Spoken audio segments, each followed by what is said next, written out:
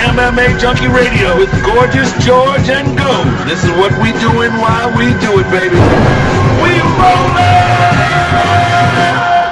Covering MMA from all over the world, this is the premier stop for all your combat sports needs. MMA Junkie Radio, the only show broadcasting live from the Mandalay Bay Resort and Casino in the fight capital of the world, Las Vegas, Nevada. The lights are on and the mics are hot. It's time to get your MMA fix, junkies. Take it away, Big John. Gorgeous George and Goes, are you ready? Junkie Nation, are you ready? Well, let's get it on. From the fight capital of the world, inside the beautiful Mandalay Bay Racing Sportsbook, you're listening to the MMA Junkie Radio Show, the only show that matters.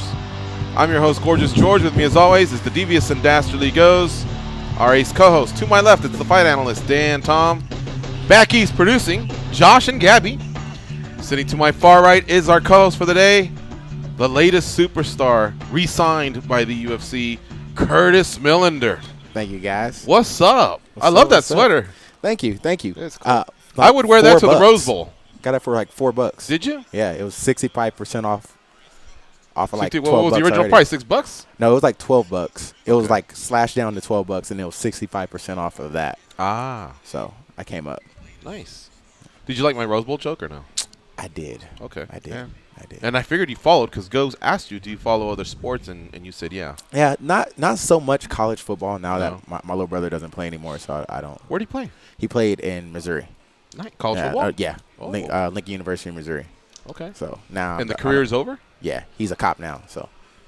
In SoCal? Yes. San Bernardino Sheriff. Oh. Yeah. Mean streets of San Bernardino. Yeah. What do they call it? San Bernardino, I think? Yeah. Okay. San Bernardino or the Dino. That doesn't sound mean, right? Yeah. San Bernardino. I think it sounds more mean, San Bernardino. Yeah. If you say, a lot of people say the Dino. The Dino. I like that. The Dino's good. That sounds a little scary. All right. Well, Curtis is hanging out with us tonight. He's going to be our co-host for the day. We'll talk a lot about the remarkable year he had in 2018, any possible matchups in 2019. We'll also talk to Belal Muhammad, who is a fellow welterweight. Now, he's already got a fight lined up, and it's happening next Saturday at UFC on ESPN +1. Yes, that's what they're calling it, because it's no longer the Fox era. It's the ESPN era, and the plus means it doesn't mean he's bringing someone like a date to a wedding. That's the name of the channel. You got to get it. You got to get it, folks. We'll talk more about that on the Daily Debate. But more than anything, is it the Daily Debate, or did we go with the other one? I don't know which one we officially. Do you remember, Dan? Let me see. Which one? The titles? Yeah, was the we ESPN ended up Plus? going with the titles. Titles. Okay. Yes, sir. All right, so maybe tomorrow's Daily Debate. But it's going to be on ESPN +1, and his opponent's going to be Jeff Neal. So welterweights will kind of be a little bit of a theme here on the show. Of course, it doesn't get old to talk about that holy trinity there. Tyron Woodley is going to defend against Kamaru Usman. And Colby Covington was on yesterday's show practically begging to get cut by the UFC. Doing everything possible to get cut by the UFC because he's so pissed off at getting overlooked, being that he's got a very respectable record. He's a ranked fighter, and he won the interim title in 2018. Now, that said, Usman's record is just as impressive with no losses in the UFC, whereas Colby does have one loss in the UFC. He just happened to be the guy that shined last on the calendar year. What have you done for me lately? Yes, exactly. I don't think he's the bigger payday, but does it matter if John Jones and Anthony Smith are headlining the same card? Could be that didn't come into play, you know? I don't know, but that's something that we talked about yesterday, and I'm sure we'll talk a little bit more. I'd love to get Curtis's opinion on that. Did you hear any of that, Curtis? Yes. Actually, Josh, you got a clip, right? Can we play a clip of what he said yesterday? Dana White's out in the media saying, Colby's not taking fights, we don't allow that in the UFC. He can go fight somewhere else. So what I'm saying is, okay, Dana, let's see if you're a man of your balls. Let's see if you're a man of your word. Let's see if you can stick to what you said. You said that you don't allow that in the UFC. All right, I'm testing you, motherfucker. Let's see how big your balls are. Release me, bitch. I forgot he said all that. So here's the deal. I was thinking about this. It's like the balls was like, all right, we say that to each other all the time. You got balls or not? All right, yeah. I was thinking about this. If somebody told me, bro, I need you to get fired today, this is probably what I would say to get fired. I'll be shocked if he doesn't get fired after saying all that, dude. That's well, nuts. he hasn't yet, and Colby was early in the show yesterday, so it's almost 24 hours, and I haven't heard anything. Oh my God. I couldn't imagine telling my boss any of that. In fact, Josh, was Colby on MMA Tonight? Yes, he was, and I think a tweet, I believe it was from our friend MMA 420 Picks. I want to make sure I get his handle right. 420 MMA Picks sent in a tweet during the interview, and I think it summed it up well. Every Colby interview is getting more intense. I'm starting to think we actually might not see him fight in the UFC again. He's going off right now on MMA Tonight. I thought that was fairly accurate. I certainly hope it's not correct. Obviously, I'd love to see him fight in the UFC again, but it does seem to be getting more and more intense, and it's kind of a high-stakes game of chicken at this point. It just remains to be seen if, who blinks first, him or Dana, the powers that be. It's 24 hours. If he hasn't gotten fired by now, then I think they're just letting Colby be Colby, I guess. I don't know, man. That seems like a little much. There's got to be some kind of discipline shown his way for that. I would imagine from the UFC. Can't call your boss a bitch. Yeah, that's a lot. And if you notice, he escalated as the day went on, right? Kind of back to Goz's theory, kind of adding water to that. Well, can you share? You said you were here today. I actually may have opened my big mouth earlier, but you said you were here today, and I believe you were at the UFC offices, right? I just went to the PI. I just went and got some work done. Did you happen to see Dana White or talk to? Okay. I stayed in the gym. I haven't seen him in the gym, so.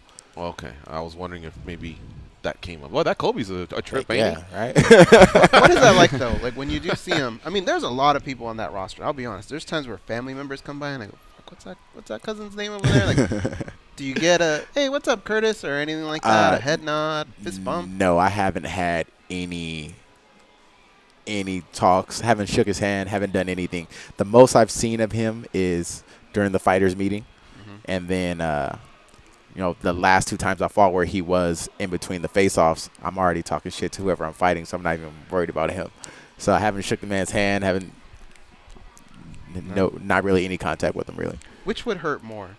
If he said, hey, what's up, Kevin? But he remembered everything about your fight, and he was like, no fight, you're great. Or just vice versa, he gets your name right, but he doesn't really know who you are. Hey, Definitely Curtis, when are you going to fight for us? Yeah. That's the other option. Yeah, that would be the worst. Yeah. If he didn't even knew I fought for him. Versus, man, that Alves KO and everything else that that you did in LA with Muhammad, but he just goofed up the name. That's better. A round of drink for that's Kevin better. and my boys, something like that. That would be. That would suck. The first one would be way worse. Okay. All right. I get called by different names all the time. He does. He has it the worst. The absolute worst. Ghost, Gomez. That doesn't even make sense. A lot of them. Yeah. What I do if I see someone and I don't remember their name, I'll try to avoid them, or I'll just greet them first. Yeah. Yeah. That's my man there right he there. is. Yep. There he is. Hey, stuff like That's my man right there. Yep. That's when you whisper to your boy, you go, hey, get that name. Yeah. Ask that fool what his name is. Yeah. You know what I like to do? I go, hey, have you signed our guest book? And hopefully they say no. And then that's a good one. Yeah. That's a good one. See, I can't walk around put with your name in book. my phone, that sort of thing. And then they put yeah, I'm horrible Put at your name saving. in my phone. Can't you do it? Well, no, you give it to them and you go, Yeah, put so your they info can do in, it. and then they put their name. And Right. See it. I also now, granted, now you're contacting them. I'm the worst at saving phone numbers in my phone. Too. Everything is just a phone number, and I have to sometimes read back through the conversation and see who it is. That's why you do it too. I always say, this goes from MMAjunkie. I give them as much information because it hurts my feelings when they go, who did this? I hate that shit, dude. That fucking hurts. So I give them as much so that I can't come back. You know what I have on my phone? This is how lazy I am. You know when fighters be changing their phone numbers all the time too. Don't be that guy, by the way. I won't. All right. I won't. When they give you the new number, and now you have 2, rather than save it under the right name, I just put the real. So like if Curtis says, here's my new number, rather than change it, I just put the real. No, here's Curtis. the trick. Here's now the trick. with King Mo, I have the real. I think I have one that says for real this time, King Mo. But I'm just too lazy to go back and delete the other This is the way you do it.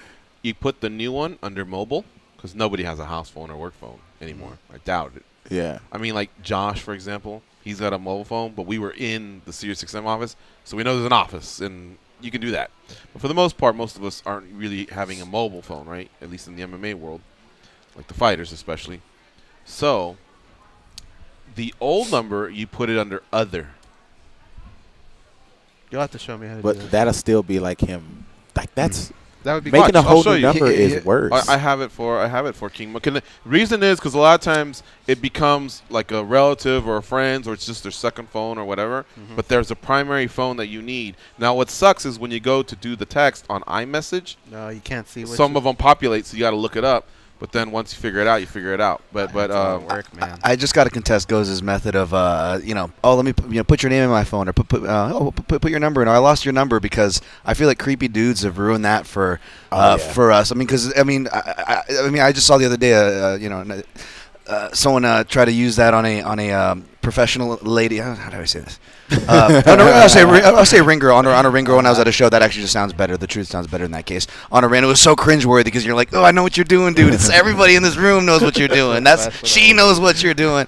And then doubly for MMA media because, and you can weigh on this too, Curtis, because you're the fighter, you're the other end of the equation. We still feel like creepy dudes, maybe to a certain extent, talking to dudes because let's be honest, the relationship a fighter has with the media, it's like a taxi. It's a love and hate. We need you to get places, but at the same time, there's a lot of media out there that maybe doesn't do the best job or does you guys a service. I have a guy that he always hits me up in the middle of the night. I don't know if he's like in another country, but he always asks me like for interviews or like sound bites in the middle of the night. What's the cutoff? 10 p.m. Is that fair? 10 p.m. and in the morning I would say like 9 a.m. Yeah, if you really need something, but I like to wait at least till 10 a.m. I'm really bad with my phone though. Yeah. I'm really bad. So sometimes I don't even check it until I get back. You can bug me up till midnight. I won't bug trip. me 24/7. I may be up. I may be asleep, but I won't trip. Like, I usually don't even. If it does go off in the middle of the night, I'm asleep, so I don't. It doesn't really bother me anyway. See, this all comes full circle back to what Goz was saying about fighters changing their numbers. It's probably this vicious cycle because MMAjunkie of course does you right, but you give your number out to enough strangers, whether they're media or not, or just it gets out there. You start getting an accumulation of text messages. I'm sure on your guys' end where you're like, who the f is who? I get a lot in like my social media, like in my DM. I get a lot. That's the worst is Instagram instant messages. I feel like Twitter, like that's where the DM almost kind of was started, birthed, I guess. And then Facebook, you just know the whole world's on Facebook, family. I mean, there's no getting around that one. But when someone reaches me on an Instagram, and then to top it off, it's like a little hidden Instagram. You got to allow it. Oh, yeah. It's like in some back. It's like if I invited you over to my house or whatever, and you go, where's the bathroom? I go, it's right there. And I just point, right? But instead, picture me sending you down a bunch of hallways, go down some stairs. You got to go through my backyard. I mean, that's where those Instagram DMs are. I'll go through like 30 and go, how'd they get there? And what are they waiting for? That's how it's so mine easy is. to reach via my mobile phone. I think it's on Facebook, and I'm not that hard to reach, but why there? You know what I mean? Mine, so I'll get it down to has like 99 plus. It says like 99 plus on it. What does that mean? That's like I have limit, over. Right? Yeah, see, Instagram. That's where it on stops counting. the request. Oh, request to be a friend? Yeah, no, that's for the DMs. Oh, when are you getting into it? I've been to it. Like I've gone through it and I've like got it down to where it wasn't like that anymore. And then I'll go back 2 or 3 days later and it's back at 99 plus. Damn, how many followers you got? I'm getting popular now. I'm at 13K. Okay. Yeah. And you have that kind of a problem. Imagine with last time I was at Ronaldo like 7,000. Huh. Yeah, right. So. And it's just like what kind of requests? Let's see. I'm probably still getting a lot of I'm guys. Your biggest fan? No, I'm getting a lot of heat still from the Sire. Oh, Sire guys. Let's see. Yeah, you said look at that. Crazy, right? Check this. It's a small but strong contingent. I can't read it. Oh, okay. It's not that's very to good. the point. Yeah. I get crazy. Oh my. So can you delete and block right then and there? Yeah, I can. I usually don't like these. That one I won't even like accept it. So. What do? Decline it? What's the options? If you leave them long enough, they just go away. Oh, okay. Yeah, they just fade out. So. But what if one of them is, dude, you're spectacular. I'm with Coca-Cola. We'd love to sponsor. Oh, I open them, but like if it's not like if I don't want to respond to it right away, like I usually respond to like this guy, you're gonna be the GOAT one day in due time. Like I'll respond to that like right away. You're gonna go to jail after being the GOAT? Nah. What's that say? I'm terrified. In due time. I said and due time. You're gonna be the greatest, and then you're just gonna fall and then off. You're gonna do time. Yeah. The money, the success is gonna get to you, and you're gonna go to prison. It's the most messed up Chinese fortune cookie ever, man. Right. See, look at Woodley. Woodley, I have the other used to be his primary, and then he switched it to this one. But I keep that one, and then when I run into him, I go, "Are these still good?" And if he tells me, "Oh yeah, that one's done," but there's been times where he'll go hit that other. You know what I mean? He's got his burner on him. Yeah. Well, I don't know if it's just two or an assistant or what. I mean, I've known him for 10 years now or whatever since the Strike Force days. But I promote them, or the number you give me is now your mobile, and then the other ones just get slided over to other. I got this guy in my phone book called Stringer Bell, and he's got a bunch of different numbers. I can't figure out why, man. The worst is Clearwater Beach Bad Boy. He must have sent me like 10. Dude, he's like on Breaking Bad. He's got burner phones and shit. I had like 10 of them, and I think I was just looking for them. I think I either deleted them or I can't find them. His real name's Jim, but I was looking. I can't find him. So I remember Cormier. He goes, "Hey, I got my new number," and he gave it to me, and he had another phone in his pocket, and I went, "Hey, what's that?" And he goes, "You can't get that, player." That one kind of stung. What did you think of that whole mess? Did you think that the UFC made the right decision of going with Woodley versus Usman versus Covington? I definitely feel for Covington a little bit. You know, he did the work. He won the interim title. He should have got the title shot, but it has to be something else. Something else we don't know why he's not fighting. So, and then a lot of time the guy that's the loudest one in the room has something to hide. So he can't be louder than Colby, though. Yeah, like I said, he's the loud guy right now. So. He's that, and he's the better business decision, I believe. But I guess it doesn't matter as much because I think the pay-per-views will be sold centered around John Jones being the superstar that he is versus Anthony Smith. And then again, that makes you think, okay, we know Colby and Woodley is the bigger draw, the bigger fight is going to bring the most money. Why aren't the guys at the UFC making that fight? And they've shown the money is the important thing. Right. So it's the one thing that doesn't really make sense, right? Because it sells itself. They don't have to do any work. No. So why not do it? There's got to be something. What's your mindset as a fighter? I've had a fighter come on here before and say, you know, we always think that everybody's eager to fight for the title right away. Then some fighters go, well, I don't mind taking my time because I'm getting better, but those big dogs at the top are beating each other up. And when I get there, they're going to be a little bit softer. Tenderize that meat when I get up there. How do you look at it? You just took the words right out of my mouth. Yeah. Like so it's music to your ears when these guys are patient and let them beat each other up. And you know, I'm 31 now, so I'm getting up there, but I don't take a lot of damage. So I'll be patient. Start picking them off one at a time. There's probably like 4 or 5 guys in the top 15 now that are a little beat up and been around a while. So you seen the movie Colors? Yeah, of course. So you're the guy that says, "I'll walk down there." Yep, I'll walk down the hill. Yep. Okay. That's an old school reference, Goose. Yep. Yeah, that movie might be older than Curtis Millender. I think so. Right? I think so. Yeah. So far, he's still good though. 87. Hey, he's 2 for 2 today. Mario Lopez is in that. From Saved by the Bell? Yeah, what? He's one of the, what are they, 18th Street 21st Street. That's right. Yeah, that's right. One of those guys. You can see him walking at the end. Like 2-1 Holmes. I think he's got a hat on. That one. Yeah, I love that movie. He's real quiet, though. I don't even think he's got a speaking I don't part. think he has a word. Yeah. Saved by the Bell hit right after that. So Saved by the Bell, and then now he's a superstar with that access or whatever. With everything. Yeah. All right, listen. Colby more than likely is not going to get fired, I think. I'm not saying it's all a shtick or whatever, but that's just the feeling I get. What I want to know is, what would you do if you were Colby at this point? You already know it's Usman versus Woodley on March 2nd. Do you just wait out the winner? Or, because a few things can happen. Woodley and Usman can have a classic, and they go, run it back. Right? Now you're waiting until July or whatever.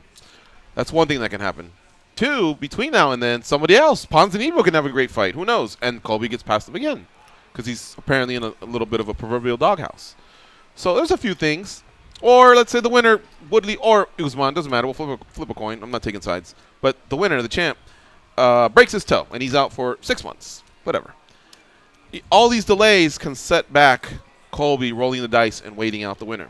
That's what I'm getting at. Does he wait out and just hope none of those situations happen? Or does he take a fight and just try and impress and cash a check, you know, and do what he's got to do? I mean, if his money is right, wait for the winner. But, you know, if not, if you want to go out there and get another fight, it don't sound like he want to get a fight. So I guess his only option is to make sure his ducks are in a row and wait out the winner. See what happens. I think if Woodley and Usman is a barn burner, I don't think they run it back. I honestly think, this is my personal opinion, I don't think the UFC likes him. Woodley? And I think they're just, if they get any reason to get him out of that position, I think they'll do it. But so if they even didn't it's a like great him, fight, why would they put him on a Jones card? Why didn't they give him his own card? well, I mean, I think they have to deal with him to some extent. Right. But I think they would be happy if he was no longer the champion. Okay. If I'm Colby Covington, if I have to pay for it, I'm sitting in the front row and I'm wearing my belt around my chest so that the fans see me every single time, and I'm making a lot of noise. I'm going to make it so it's impossible for them not to give me that fight next time coming around. Even just stylistically, I think Kobe and Woodley is a better fight than Woodley and Usman. Why is that? I think it might be boring. I was gonna say, I could see some stalemates in action, right? You know, especially each guy gets a taste, or gets a taste of the other. You guys think Colby versus Woodley's more exciting, right? Yeah. Okay. Yeah. It'll force action either way, whether it's Colby getting countered on the way in or Colby forwarding his game on making Woodley fight. The easiest way to figure out is if I were to say, George, Usman and Woodley fought, and Woodley won. How'd he win? He knocked him out. And if I told you Usman won? He decisioned him. Right? Now, if I told you Colby and Tyron fought, how did Tyron win? He knocked him out. Colby? He decisioned him. I don't think he can decision him. I think if Colby maybe wins, ground and pound. I think it's because Tyron The runs out of pace and gas the or pressure. something. Yeah. Something's got to give in that fight. Well, I still feel like the best roll of the dice, and I said this to Tatiana Suarez on Twitter. You know her? Yes. Okay. DM? No DM. she doesn't follow me. I can't DM her. But the best advice I can give a contender is get on the same cards as the champion. And I'll tell you why. Because let's just say this was the press conference. Let's just say you two are Usman and Woodley, and I'm Colby. I could take over your press conference. Yep. You know what I mean? I could take it over. I could call both of you out, the winner, just stir the pot or whatever. Become the star of the show. Not to say that you guys are gagged. I'm sure you can chirp back and say whatever you got to say. But still, no matter what, I'm here. When Joe Rogan interviews me, if I win, and whoever wins out of you two, hey, we just had Colby on, or Colby just won last fight. He called you. You know what I mean? You're there. You're in that mix for one whole week. You're in embedded. You're in your own videos. Things that are happening there. You know, they're crossing paths, whatever the UFC happens to pick up or the fans pick up. Anything. You're there in the press conferences leading up. The phone call, the conference call, the countdown show, you name it, man. Woodley can't get away from you. Now Woodley wants Covington, but before he didn't want to even say his name. Yeah. But he can't get away from you if you're on the same card. Then, let's say we both win, whether it's a decision or something quick. We're just both basically on the same timeline. Bumps, bruises, cuts. But we're healing up around the same time, but they're going to ask us the same questions. Colby says he's ready to go. Are you ready to go? You see what I'm saying? How about July? You're always on the same wavelength. I think it's really important. So I think Tatiana Suarez needs to get on the same card as Rose Namajunas and Jessica Andrade, which is like May 11th at UFC 237. But who would she fight? Nobody seems to want to fight her. I think the winner of Casey or Calvillo, or another way is Joanna Jędrzejczyk is obsessed with being a champion again.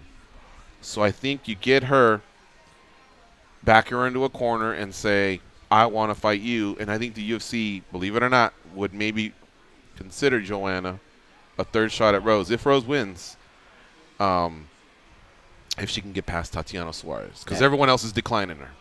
All right? If Tatiana wins, Joanna just helped put her over even more. Although we already feel like she's the next contender. It's insurance for the fight card. Yep. You know, if one of them falls apart. And if Andrade wins, guess what? Joanna actually owns the win over Andrade, and now, boom, she's got an in for the title. But that's what you do. It's a little bit of a chess game. I couldn't tell Tatiana all that. I was just saying a few things, throwing out a few names. I mean, I'm not going to write the whole script for her, but if she'd like to follow me, then, hey, no problems. DMs, book her on the show, all that stuff. But the same goes for Colby Covington. I really hope he just chills the fuck out, and if he can be on that same fight card, get on the same fight card. Because nothing's that guaranteed in July. Stacked. It is. It is. That card is stacked. And speaking of that card being stacked, and in strawweight, obviously Tatiana Suarez is my not so dark anymore horse in that division. But the second one that's coming up is also on that 235 card, Weili Zhang, who really was impressive in that China card. What card is she on? 235, giving her an American spotlight Right, under there. And who does she have? Sorry. I'll look it up. Tisha Torres, I want to say. So they're giving her a name, an established kind of a name to work off of, and kind of rounding it back to the welterweight talk that we're talking about in the spirit of this is that with the Woodley, this is not the first time Woodley's been put on a Jones card, so that's not so much surprising, and that is a good to him. That's a solid that he more than deserves. But unfortunately, I don't look at that kind of. Back to Goz's point where I'm not sure how the UFC feels about him. I don't look at that as the UFC doing him a solid. I see that more as insurance for putting John Jones on the top of a card because we know what can happen there. So I see it. Okay, well, we got another title fight there, and we get to make this guy happy. Maybe back a little bit. Like I'm not trying to be negative or anything. That's on. When you look at Zhang and Torres, just trying to figure out what the matchmaker's thinking and what they want to happen with that fight. That one, I love Tisha Torres, but that one's an easier one to ask that question. To me, it sounds like they're saying, hey, we got a hot prospect here. We got a hot prospect for China, right? This would be a good victory. When you get fights, did you ever look at it like that? Like, oh, man, they're trying to serve me up to this guy? Because right now I feel like your next fight, now you're that guy. You're going to be chewing up new people. I feel like all the fights I've had have been – I feel like they like me. Yeah. I feel like they want to make me the start. A-side? They haven't given me like some crazy wrestler that's going to lay on me for 15 minutes.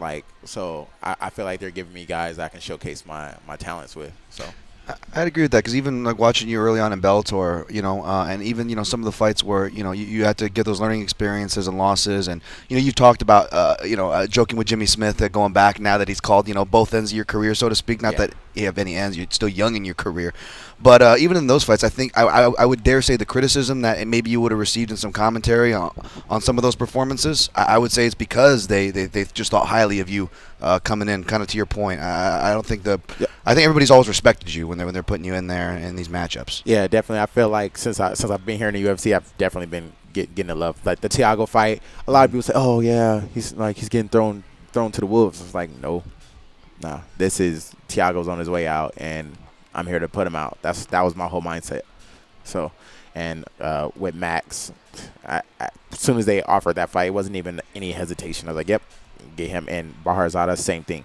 Like I'm a fight nerd. I watch everybody. Like I know everybody, I've seen everybody, so it's never even a big thought. Like I don't have to think about anything. As soon as they say a name, I know their style, I know how they fight. So, and I haven't turned down I turned down one fight, and that's just because I wasn't ready. Because you guys know how I eat McDonald's. So he brought it up. He's I wasn't gonna be able to do 30 pounds in 2 weeks that they gave me. So. But other than that, I'll beat up anybody. Our show is at a new time now. We're at nighttime, so our clocks are really messed up. And one of the things that we were talking about was how before, after the show, we couldn't wait for lunch because some of us would skip breakfast. And then we thought of you, and we're like, Curtis is going to be here at 7 p.m. How are we going to not want to, clown McDonald's, too late? McDonald's right across the street. No way we're going to get through it with him. Yeah. All right, we got to take a break. We're way behind. Let's do that. We have Curtis Millender, UFC welterweight, here in studio with us, and we'll be talking to Belal Muhammad here pretty soon. So don't touch that dial. It's MMA Junkie Radio on Fight Nation Channel 93. Stay close. We'll be right back. Bringing you closer to the fight than the ring announcer gets. This is your home for all.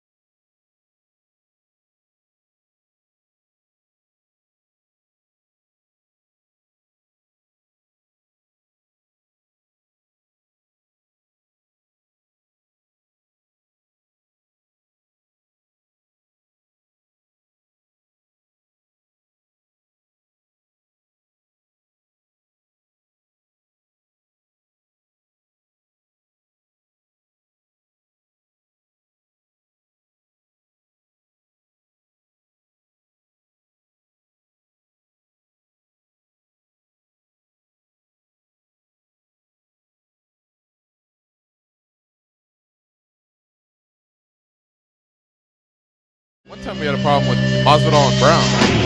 Injuries forced them to retire undefeated from MMA with a record of 0-0-0. They are Gorgeous George and Goes. And this is MMA Junkie Radio. And we're back. All right, just tipping off. Karl Anthony Towns leads the Minnesota Timberwolves against Paul George and the Oklahoma City Thunder. Wow, no love for Russell Westbrook there on that read. Didn't even throw him in the read. Listen to the game on NBA Radio Series 207 XM86 and streaming on your phone, and at home on Sirius XM connected devices and speakers. Yeah, you got to say Russell Westbrook and Paul George, right? Yeah. That's his squad still. You might have to start there, actually. Huh? You got to start there. I would say him. If you're gonna have Paul George, you got to throw Russell Westbrook and Paul George. That's a two-headed monster there. All right, we're set to be joined with Belal Muhammad in just a bit. He's gonna be fighting Jeff Neal at UFC on ESPN +1 in Brooklyn. That's headlined by Henry Cejudo and TJ Dillashaw. Nice start to the ESPN era, right? A champ versus champ fight. Who you like in that one?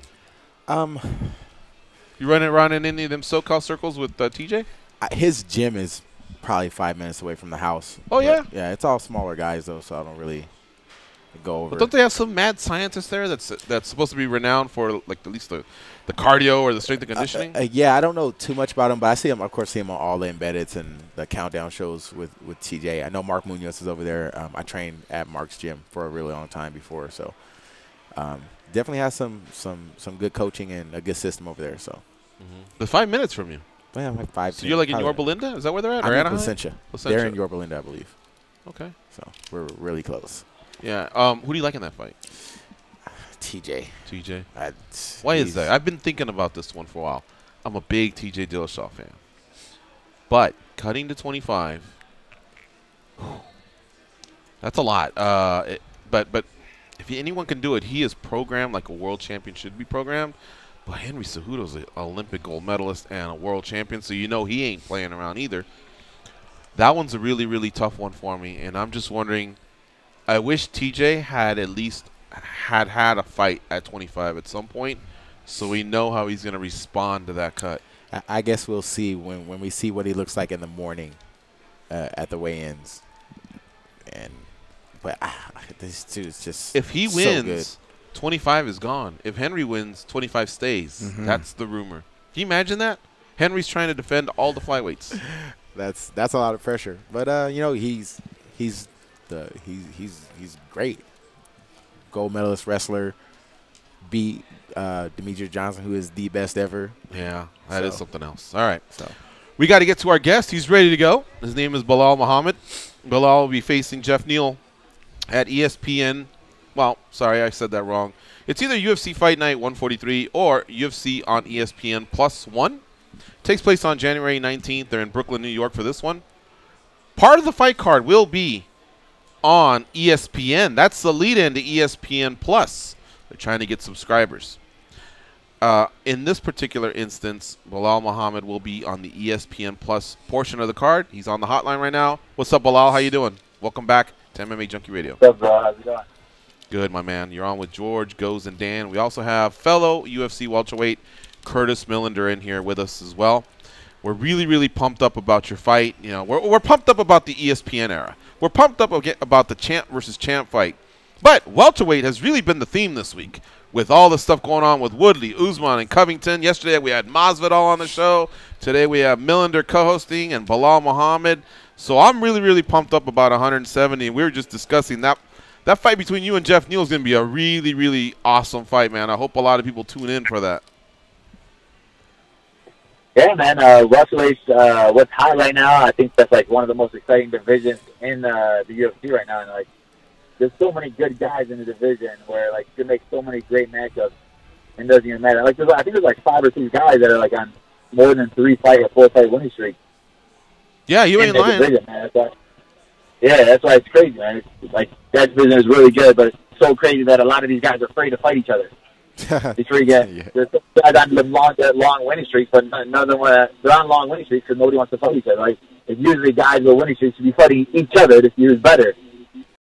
You know, like same thing with the Kobe Covington, where people are like, for Usman, but Colby was saying, "Oh, I was healthy in March. I was healthy for November, but Woodley was hurt." And I'm like, if you're a so-called champ, like you say you are, then why didn't you fight Usman on the other card, the Anaheim card? You could have took that fight in far hand. It's pretty chance to fight yourself next up anyway. So why don't you fight him? Doing all that talking, don't talk about it. Be about it.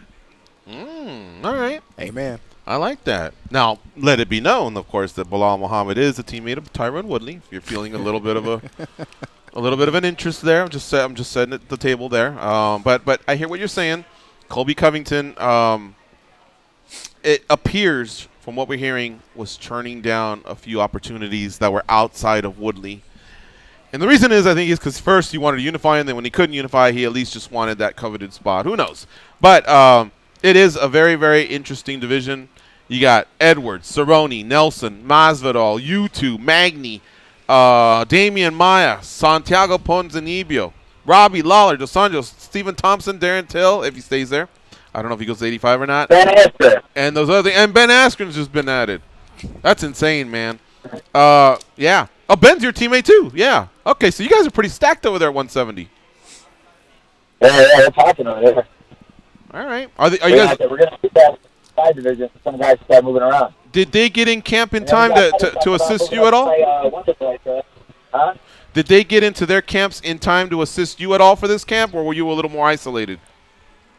Well, I mean, Askren's already in camp, but like we just had a whole bunch of guys coming off his fight, so like I was helping a bunch of our guys for the UFC Milwaukee card. So our gyms, since we have it's not a huge gym, but there's good quality guys that are always in the gym trying to help you out, and they're not the type that if they fought, they're gonna take off 5 weeks or 6 weeks, something like that. If they know you have a fight, they're gonna come in there. It's like a family where we know we gotta help you no matter what. So like that's what I love about this gym right here. It's not like one of those big Jackson gyms where you see guys like once maybe like 2 months, something like that, or only when they have fights. Everybody's in the gym all the time over here, so everybody's always working and helping each other. Bilal, that said, you were just in Lewis Taylor's corner for the PFL. I wanted to ask you a question. We had Valentina Shevchenko in here about 2 weeks ago. She said when she cornered her sister 1 week before her fight, she was able to corner her, but almost like at 50 to 75%, because she was still saving a little bit of her spirit, her will, her energy for her fight, her title fight 1 week later. How about you? Were you in the same boat with Lewis Taylor? Were you able to give him everything you had, or was there still a little bit of that like fire in your belly that you got to hold on to for your fight?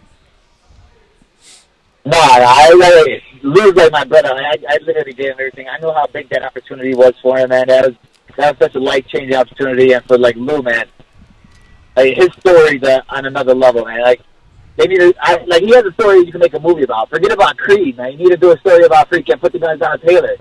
Like his story, underdog story, where nobody ever believed in him, and then never got his shot on the big show. But everything happens for a reason, man. Like he's honestly, I feel like one of the best fighters in the world.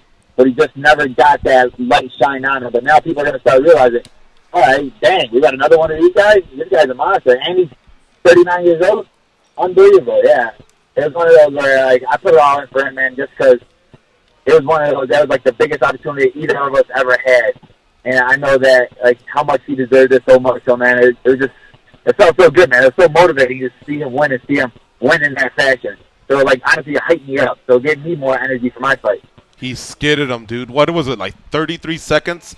That left hook followed by that big right hand, $1 million punches right there. That was pretty sick, and you got to be in that corner, man. That was really a great night for both you guys. Yeah, it's crazy. And like, it was literally like the Drago Creed story, because the people were sitting there, oh, this young Russian knocking everybody out on a 10-fight winning streak, and Lou not getting any shine. Oh, he's 39 years old. Oh, he's going to lose to him. Oh, he's going to lose to him. Oh, he beats him. He beats him. Wait, all right. Oh, well, he definitely loses to this Russian. Oh, what the hell? He knocks him out in 30 seconds? Damn, okay, maybe he is good. Yeah. People just never give him credit, man, but they're like, if anybody's ever gone with him or worked out or trained with him, they would understand. Like, if he was at a big-time gym, then people would realize how good he is, and like, he'll get the shine that he deserves. Mm-hmm. We are talking to Belal Muhammad here, and he's got a fight coming up against Jeff Neal on January 19th, so we're literally about 10 days away. It's happening in Brooklyn, New York, and it's part of the ESPN era, UFC It's going to be on ESPN Plus and ESPN, so you have to check your local listings there. All right, Goes, what do you have for Belal Muhammad? Belal, so the MMA community is made up of hardcore fans, casual fans, lots of different levels, and a lot of my friends are casual fans. And a lot of times when I'm driving to work, they ask me, who's on the show today? And I give them a little rundown. When I said Belal Muhammad, I go, he's a young up-and-comer. And then I stopped myself, and I said, you know what? I don't know that he's an up-and-comer anymore. You're kind of here. You've arrived. I believe this is going to be like your 8th fight in the UFC. So my question to you is, do you remember, A, do you feel that way? And B, do you remember maybe where that fight was where you stopped being that young up-and-comer and now you're one of the guys back there in the locker room, like you're established? Yeah, it's funny you say that, man. It was like one of those where I was like listening to Chad LaPriest, probably like 2 fights ago or something like that, when he's like streaking, and he like after his fight, like, who do you want next? Because I'd like to take on like a veteran like Belal Muhammad or like Yancy Medeiros, and I'm like, what the hell? I'm a veteran now. It was just funny when he said that. But I feel like it was one of those where I found my comfort zone was after the Tim Means fight, honestly. Because honestly, literally, like, when I first got into the UFC, I was like, all right, one person I don't want to fight is Tim Means. Just because he's such a dangerous fighter, man. I've always watched him coming up. And, like, I just love his technique, his style. He's just so nasty with his elbows and stuff like that. And you're like, damn, what would I think about if I fought him? And then all of a sudden they called me. I was supposed to fight Jesse Evans, and he got hurt. And they're like, well, you got Tim Means. I'm like, damn. I'm not one of those people that ever say no to a fight. So I was like, all right. And then after, like, I was able to, stand up with a dude that, like, I've always, like, saw, like, damn, he's a monster standing up. His technique is so good. And I was able to beat him standing up. I felt like at that point I was like, all right, now I know I belong. And now I'm trying to make my move up that ladder. Tim Means is part of that streak that you're on right now. Of those 4 guys, which would you say is the best representation of Belal Muhammad? That if that guy shows up every night, it's going to be a win, no problem. Probably my last fight, I felt like at my highest comfort level in there. I sat there and I didn't sit there and bang or do anything stupid in there. I felt really comfortable in there. I think I only got hit like 14 times, and it was a 3-round fight. But I just felt comfortable in there. Like, it's one of those where you go out to fight, and where everything's clicking and everything's going right, and then you're just dominating the guy. But that fight, I felt like I was in the zone. Like, the cage is my home right now. The UFC cage is my time, and now is really my time to start showing the world who I am. And that I belong in that top, where you're talking about the top guys. Like, damn, we got Ben Askren, Tyron Woodley, Usman. I want Belal Muhammad to be in that level, on that top of the list with them guys. Belal Muhammad is our guest here on MMA Junkie Radio. He's 14-2 overall, 5-2 just in the UFC alone. But look at these promotions that he fought for. He went 3-0 at Titan, 2-0 at Bellator, 4-0 at Hoosier Fight Club, which has been around for a long time too. So I don't think you've ever really had any easy fights. Those are pretty big promotions that you've been all over the place, Belal. Good stuff there. Let me turn it over to Dan Tom, our fight analyst. Dan, what do you have for Belal Muhammad? Man, speaking of not easy fights, I'm glad he mentioned the last 2, Tim Means and Chance Reconter. Sorry if I mispronounced his name, but Tim Means is a dude who, doesn't get maybe as much respect, from the mainstream, but hardcores know that's no joke. So that was really impressive, Belal. But adding on to what you just said, you were talking about that 2018 fight, and that was actually what I was going to ask you about was 2018 for you, because you weren't originally supposed to face Chance. You were originally supposed to face Nico Price, who was injured, and later that year you were supposed to face Elizeu Zaleski dos Santos, but you had an injury yourself. So 2018, we really didn't see too much of Belal Muhammad. So my long-winded question here, Belal, is of everything, all the skill sets, everything you've been training, what do you think you improved on most in 2018 to now that we're going to maybe get to see this month? Yeah, man, it was crazy. It was like one of those where I had like 3 or 4 years in a row where I was going 3 to 4 fights and just staying active. And I just love being active. Always taking like short notice fights or anything like that. But 2018, like you said, it was more of a learning year for me, where I only had 1 fight, and then I got hurt the first time I ever had to pull out of a fight. And it was like one of those where my manager Ali was like basically forced me to come out of the fight, because I sat there and I was like, man, if I just stay standing up with the guy, I could beat him. I couldn't grapple at all because I was hurt, but I was like, but I can stay standing up and strike with him. I'm not pulling out of the fight. And he was like, shut up. We'll just get better from here, and we'll just wait for the next one. And it was like one of those that really hurt me, man, because I was like, I'm not one of those dudes that ever pull out of a fight, and I never want to sit there and not abide by a contract that I signed. Like, I signed a contract, I'm going to freaking get to that gate and fight, no matter what. Because I just couldn't do it. But it was more of a big learning year for me to learn about striking, learn about being smarter with the way I train. And I feel like this fight, you're going to see a whole nother level to me where I'm mixing up my game so perfectly now, where I feel like I can do it all on the cage now, striking, wrestling, grappling, jiu-jitsu, and I feel like now I might have more of a killer instinct, because that's basically my biggest thing. My biggest problem is I feel like when I'm in the cage, I'm too comfortable, where like I'm not afraid of anybody, so I'll just be in there and. You think that's a bad thing? All right, I'm going here. Huh? You think that's a bad thing? It is. I think it's a bad thing to some point, because at some point you need to have that. You gotta have that anger in you where you're gonna finish the guy. And you gotta be like, man, I'm gonna kill this guy. Me, I get too comfortable on there. Like, man, this is another day in the office for me. I'm gonna go in there changing my mental game. Okay. Where I'm going in there with attitude about me. Where I'm gonna go in there and try to knock this guy out in 30 seconds, Lewis Taylor style. Okay. Interesting. All right, so we're in Vegas, you know that, and the odds have Jeff Neal at minus 172, and you're the underdog at plus 158. What do you think, Belal? You think they got it wrong? Have you been hearing this? Is it light a fire in your belly? Nah, man, I can see why they would say that. They're going to sit there and say, oh, this guy got 2 wins in a row, or like 3 wins in a row, just straight knockouts. But he's never been in there with a guy like me. The guys he's fought are nothing like I am. And I love just being the underdog, man. When people don't believe in me or think that I'm going to go in there and just lose, that's when I fight at my best, man. That's why that's why I wanted to take this fight. Like, I'm on a 4-fight winning streak. I should have fought somebody ranked or somebody up there. But I know this guy's a tough guy. This is a tough up-and-comer that they think is going to be the next star. So I'm going to go in there, beat him, kill that train, and then get my ranked opponent. Okay. All right. I'm taking Belal Muhammad, and I know I can't be called fake because it's on the line. Right. Because just recently I had to tell another fighter I was taking the other guy. Right. So I like to call it as it is. I think Bilal's experience is going to come in handy, but it's going to be a good fight. And Jeff Neal is really fucking good. Yeah. By the way, So I really like this fight, Belal. But I think the onus is on him to prove to me that he can get past a guy that's been doing it, like you have in the UFC. I think that experience is very, very valuable. So I'm rolling with you. How about you guys? Anybody got an opinion? Anybody with me? I putting the fist bump out. Go ahead, Curtis. I'm going with Muhammad. Yeah. And that's just because you said like experience, and then Jeff hasn't really fought anybody too tough in the UFC yet, so. If you want an argument for why to go with Muhammad, follow Belal Muhammad at BullyB170. He just posted a picture of significant strike accuracy, and takedown defense in which he's top 10 in the welterweight division. And I will say this, Belal, there have been times where I honestly picked against you, like Tim Means' fight. I wasn't sure about that, but I picked you and played you a bunch of times, and you've done very well for me. So I say go ahead, odds makers. Keep underestimating Belal, because I'll keep benefiting off of it, man. Thank you for putting on great fights. I think that's going to be a great, boxing in that fight is going to be really good. Yeah, it is. It is. All right, we got to get going. Belal, thanks for the time as always, my man. I know your fight camp's wrapping up, so thanks for squeezing us in. And good luck in Brooklyn. Seriously, we're really excited about this fight. Hopefully we can talk to you afterwards as well. Appreciate it, guys. Thank you guys for having me on. All right, we'll see you. All right, folks, we're going to take our last commercial. It's MMA Junkie Radio on Fight Nation, Channel 93. That was Belal Muhammad. We'll be right back. And this is Curtis Millender sitting to my right. He's our co-host for the day.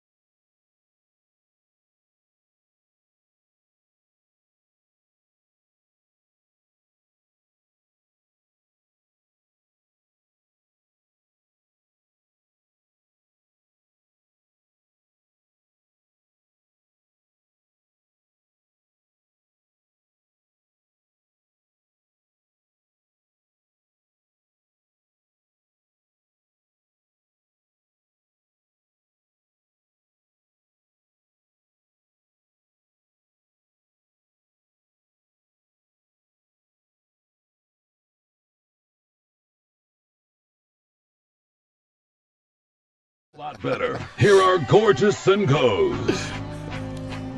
SiriusXM is giving our subscribers an opportunity to go to Atlanta for Super Bowl 53.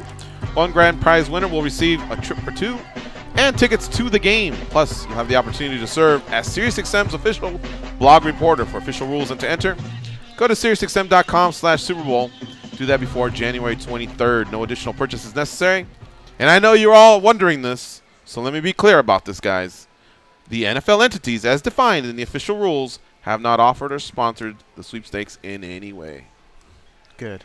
Good? You were wondering that? Yeah. Okay. That was going to be my next question. I was very curious. All right. That does sound like a cool trip. By the way, there's 8 teams left. It's a little easier to say it now than it was last week. Who do you think's in the Super Bowl? Go.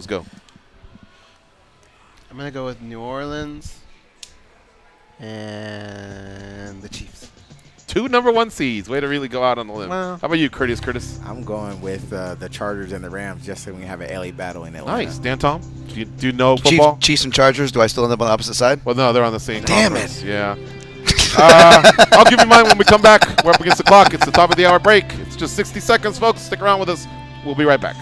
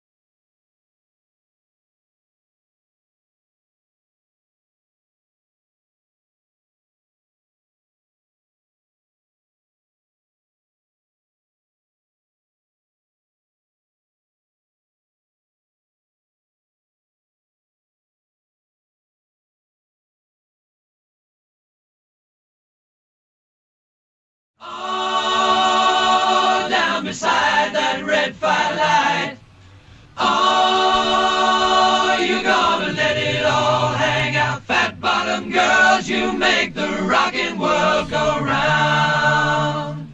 During the commercial break, they were all tested for performance-enhancing drugs. George and Goes came back clean, but Dan tested positive for Viagra. Like a lot of it. Here are the boys. All right, we're back. And we want to thank Belal Muhammad for jumping on the hotline with us there. Big shout out to Puna for lining that one up. We have Curtis Millender, UFC welterweight, here in the house with us. We're just chilling, kicking back on a Tuesday. It's our new. You're listening to a live show, folks. I know a lot of times you've caught us in the past. It's been a replay, but now we're live. It's our new slot, 5 to 7 p.m. Pacific, 8 to 10 Eastern. I also want to introduce our new producer, Josh, Jumbo Josh. Yeah. Now part of the team. Danny Okers, as you all know, was with us, for almost between 3 and 4 years. And last Friday was his last show, and a lot of people have been sending some really, really nice tweets and messages his way, and we thank you for that, because Danny was really, really a big part of the show. But now we're rolling with Jumbo Josh, and Josh, what do you think, man? Day 2, I'm having a good time in this primetime slot. How about you? Listen, man, it's big shoes to replace and big hair to replace. I don't think I can compete with the hair, but hopefully with the shoes, man. It has been a pleasure. It's been an absolute pleasure, man. I enjoy the hell out of you guys, man. Thank you. We played a little Metallica, played a little Queen behind the scenes. Maybe the music I disagree with, but everything else we're rocking, man. We're rocking. What do you want to hear, Curtis? We still got a whole hour. Maybe we can sneak in one of your tunes. Oh, anything Aerosmith, Jay-Z. Okay. Those are my go-tos. All right, cool. I would have never expected you to say Aerosmith. Man, my pre-fight playlist is all over the place. Okay. Nice. I like all that. over the place. What else is on there? When I'm getting my hands wrapped, it's Jungle Love. Right, more stay in the time. More stay in the That's motherfucking time. a good pull right there. Dude, that is awesome. Do we have that? I'd love Oh, to hear that. I really want to Ed know you. Sheeran, Thinking Out Loud. It just makes me start thinking about my kids and just the whole emotions of the fight. Jay-Z, Tupac, Hit 'Em Up. That is all over the place. It's all I like over the that. place. East Coast, West Let me see. Coast, It's rock, all over rap. the place. Sweet don't Emotion, matter. is that the Aerosmith song? No, don't want Yeah, to that's miss a one of thing. them. That's my favorite song. That's my karaoke song. Let's go get drunk and do karaoke. Do you remember that one Liv from Tyler? Armageddon? Liv Tyler do. coming out and It's everything? also my favorite movie. Yeah. You like that movie? I love that movie. Man, I hate How it. did It you not comes like on the other TV. one better? The what was it called? Deep Impact. Deep Impact. It didn't do as well. Not the It one with didn't? Tara Patrick. No. Oh, I didn't know that. It was like movies were beating each other. Remember, because you had Saving Private Ryan and then Thin Red Line. I like Thin Red Line better. It was more realistic war story, right? But Saving Private Ryan came Armageddon, out come first. on, a bunch of guys that work on an oil rig, and those are the best the world can come up with. I It's don't true. know, like you're right. There's some popular actors. Everybody's in that. in Ben that movie. Affleck. But I like the Deep Impact strategy more. Like if this was the real life, right, and I'm the president, and we don't know how to defend, I'd go, hey, I like the Deep Impact movie a little better. Get some of those guys. That's true. Rather than rounding up the Armageddon If guys. they gave that plan, I'd say Godspeed. I hope we can all survive this. If they gave me the Armageddon plan, they go, look, we're taking these convicts. They dig holes in the ground. A lot of them are saying crazy shit. Man, first thing I do is pick up a caveman club and just start wreaking havoc. 'Cause I know we dying. Steve Buscemi was like a pervert, and they sent him into space. You know what the funny thing is? I wrote a low-key fact. Was Steve Buscemi signed on for that role because he was actually supposed to be the one smart guy of the group. And he's like, oh, it's great. Finally, I don't have to play a creep. And when the director, Michael Bay's like, oh, we got this Buscemi on here. Hey, we need a rewrite on this character. And they made him a creep anyway. So I mean, the movie's entertaining. Yeah, but, it's entertaining. But you're kind of like, well, are you sure? It comes on TV, and I watch it like I don't have the DVD. Yeah. Like I But can't watch it. here's what Deep Impact did to me. You remember that big wave that hits, right? And Leah Leone, that's her name, right? Taya Leone. She's standing there on the beach with her dad, and the thing just fucking wipes out the beach town, and it looks like it keeps going. So much so that it probably gets like 9/10 of the Twin Towers, right? That were still around at the time. And so when we got a tsunami in Indonesia, I believe in 2004, no, it was in Thailand, then in Japan, 2011 and everything, and they kept saying there's a tsunami warning. I kept thinking it was going to be a wave that big that just crushes it, right? And I remember sitting there on YouTube watching. The waves aren't that big. It's just that the ocean just keeps pouring in and there's no stopping it. But it totally threw me off as to what an actual fucking tsunami was. It does recede that way. Probably not that crazy, but yeah. The water does recede. Yeah. Not that I wanted the town to get fucked up, but I was just thinking, oh my God, like what's going to happen? You know what I mean? But in reality, all you got to really do is, I guess, go in about, what, a mile? And all right, so here's what's going on. Sure. 2 Deep Impacts, 2 Armageddon. So Okay. that means Josh is the tiebreaker. Jumbo Josh, what's the better one? I haven't seen Deep my Impact. God. I want to keep it real with you guys. I can't just throw a pick out there. I haven't seen Deep Impact, so I'm going to have to abstain. That's your homework.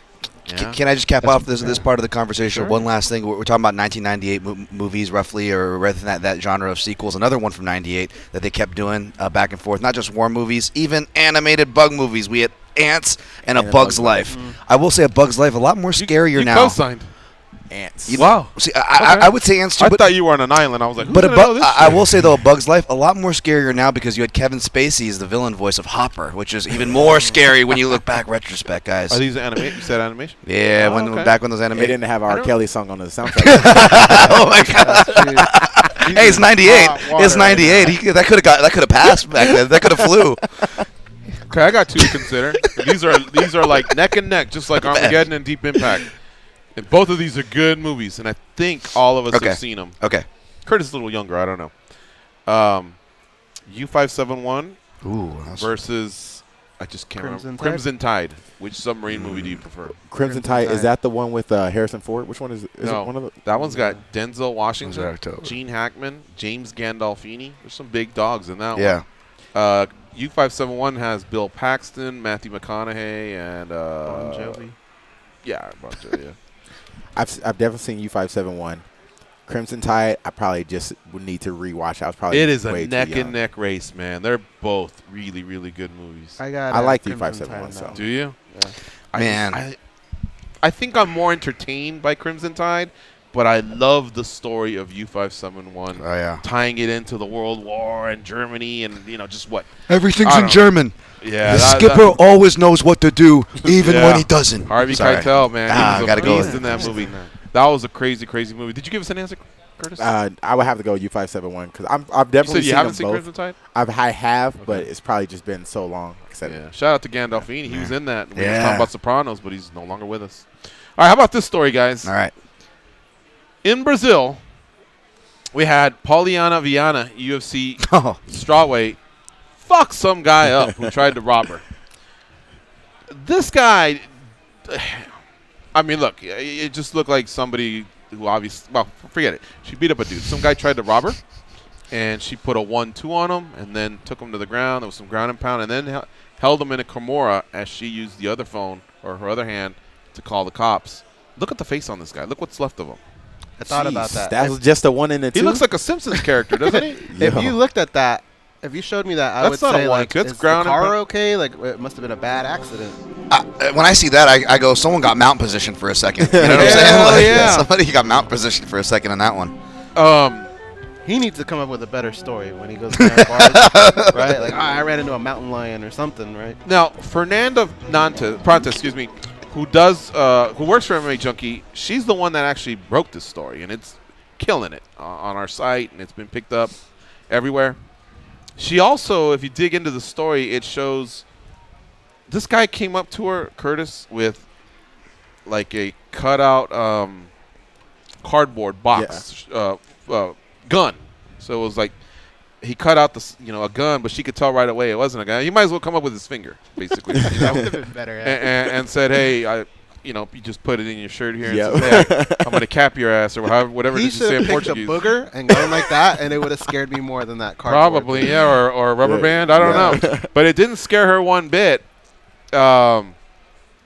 If you're in that position, are you lighting somebody up as well? Like, or do you just subdue them? Because, I mean, you're a killer. Like, there's no way around it. You, Pollyanna, all you guys and gals are basically killers. You guys know all the techniques that the SEALs and the police and the KGB and any form of self-defense or attack that's been done over the last 2,000 years or whatever, 10,000, whatever you believe in, it's been basically, brought to the forefront of an MMA gym, and they've said, that worked, that doesn't work, that works, that doesn't work, until we know what basically works. But, so, I'd be scared to death to have to fight one of you guys. But what do you think? Does somebody need to pay for something like that, or do you just prefer to subdue and get the hell out of Dodge, knowing that you have a family and then you have all these weapons? Honestly, it's been. I had a situation probably about a year and a half ago, probably 2 years ago now. My back gate, my parking spots are right as I walk out the gate. And this is pretty early in the morning. It was right before I went to the gym. The mean streets of Placentia? Mean streets of Placentia. Okay. And I walked out of my gate, and my car door is open. There's somebody in my car taking the stuff. Like, I had a gym shirt in the car. He's just piling everything into the shirt. And I just, laughed. Did it look like a savvy thief or just like a bum? Nah, this dude. He definitely breaks into stuff. Okay, so what happened, man? So I seen him, and I walked up, and he's like, oh, I didn't take anything. I was like, you're trying to. Like, you got caught. Got out. He came out of the car. I was like, yo, take everything out of your pockets. He's like, oh, I didn't take anything. I just wanted to see what he had. So as soon as he took everything out, threw a punch, he ran out of our complex. Now, this is the jacked up part. Mean streets of Placentia. Get to the street. I have on flip-flops. So I don't really want to chase him because I don't want to step on rocks. But I get outside of my gate. There's a little white lady walking her dog. I say, this guy has a knife. He's breaking into cars. She calls the cops.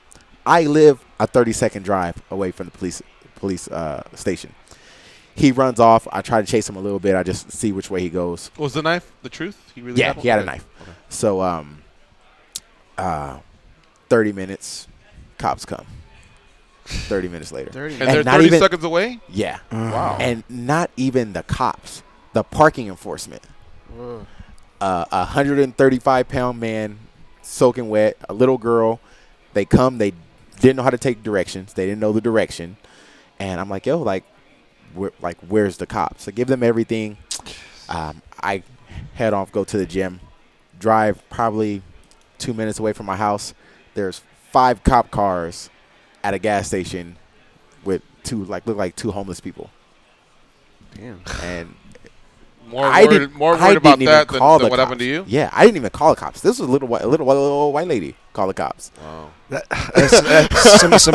Similar story out here. When I used to live out Jones and 215, we have a metro substation, literally a half mile away, and like a stone's throw away. And this dude was like, I don't know if he was drunk or psychotic. It was like this Russian guy. He wasn't like speaking English, and like he was terrorizing people in our little like it was a gated community, but it's like a real small like townhouse. It wasn't anything luxurious. Anybody can come on in. It's really small. Like it's a bunch of houses around one courtyard building that has like a pool and a mailbox. And the dude was hanging around the pool mailbox area, scaring anybody that came by.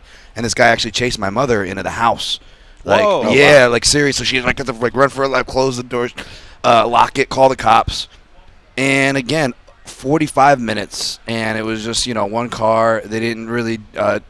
It wasn't like a parking enforcement like Curtis had, but again, just the principle of it, where I can, go out and I have to dodge through speed traps every damn day for the working class people trying to avoid tickets so they can pay their bills. Do legalized mafia, glorified tax collectors, and I'm not coming at. There's a lot of good cops, but that just really upsets me when you see such a high ticket area. But I'm like, we can be giving speeding tickets to tax people going 5 over the speed limit, but when someone's being attacked, an older woman in her own neighborhood, like when you have your response station right down the street, like what's going on? The worst is when you call. I remember when I was growing up, if you called, someone answered. What can I help you with? Yeah. What's the deal? And now it's like, is this an emergency? Or that's 311. You got to call 311 because your life's not in danger. But you never saw the guy again? Never saw him again.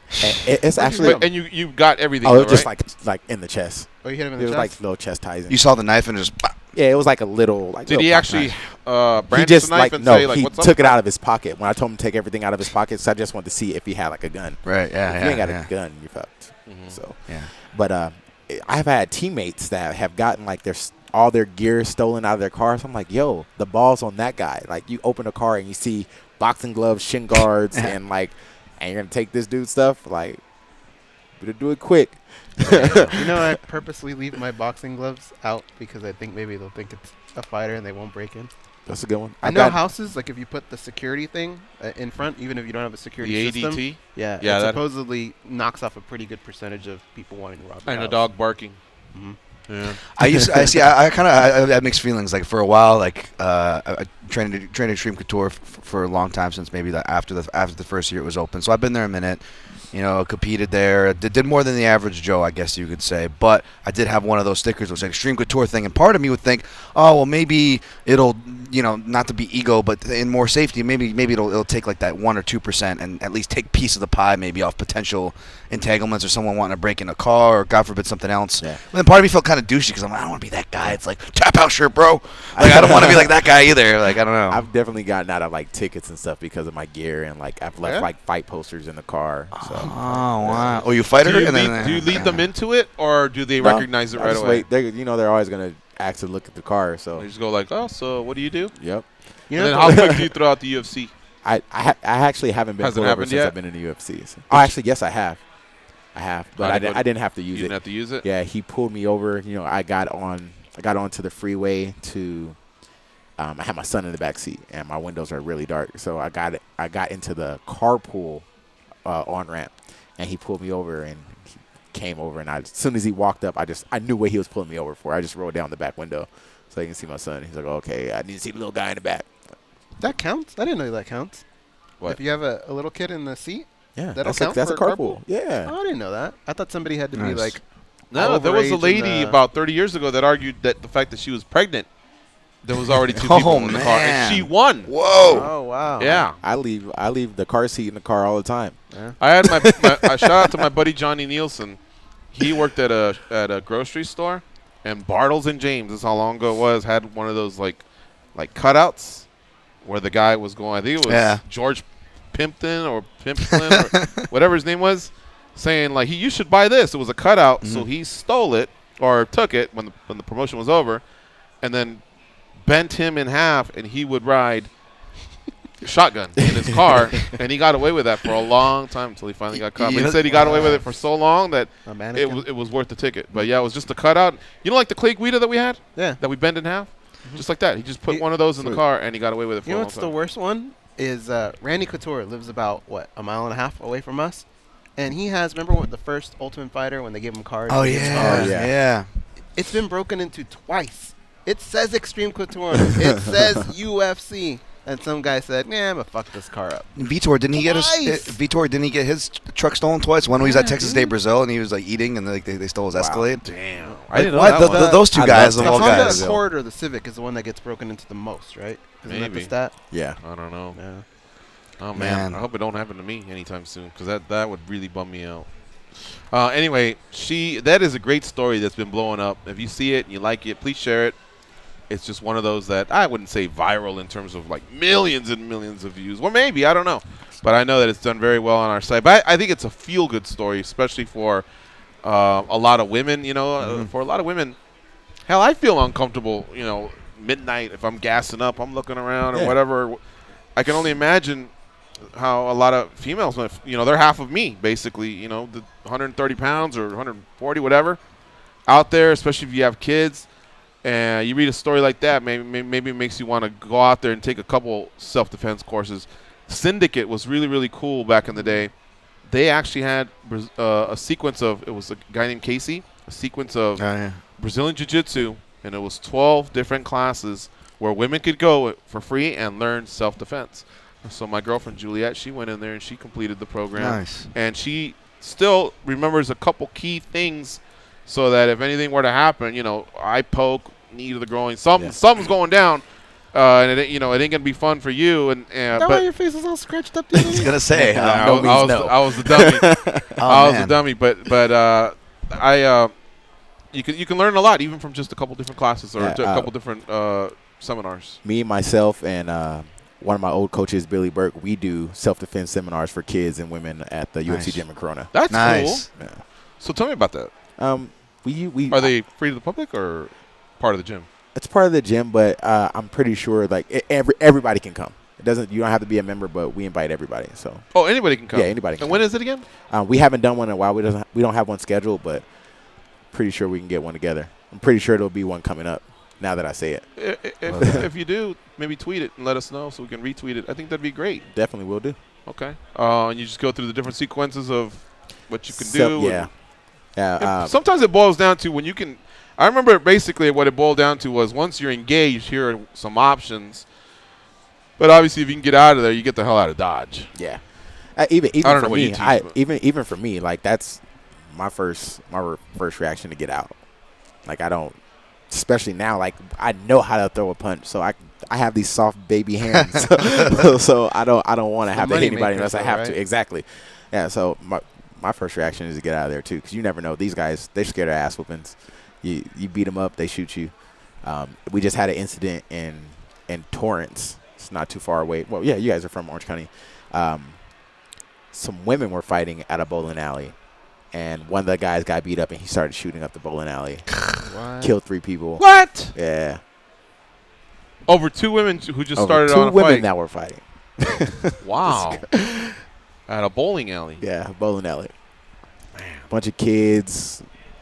Yeah, we never had to worry about that growing up. Not that was really, never even a fight. If the most was a fight. It's almost the guy that gets angry, runs out to the car to grab it. I feel like when I got into high school, that's when I started to realize I lived on a really shit part of town. Where'd you go to high school again? Roy Valley High School in San Bernardino. Okay. And it was like on the west side of town, all the major gangs surrounded the school. So it was like school was crazy. Like we had probably 3 or 4 people get shot and killed that went to school with us from my freshman year up to my senior year. Damn. Ghost said there was a fight every day at Fountain Valley High School, right? Every day. And they had one fight that was over 100 people. Every day there was a fight. Wasn't there a rule that says if you get in a fight, you're no longer here, and then at some point you just run out of kids?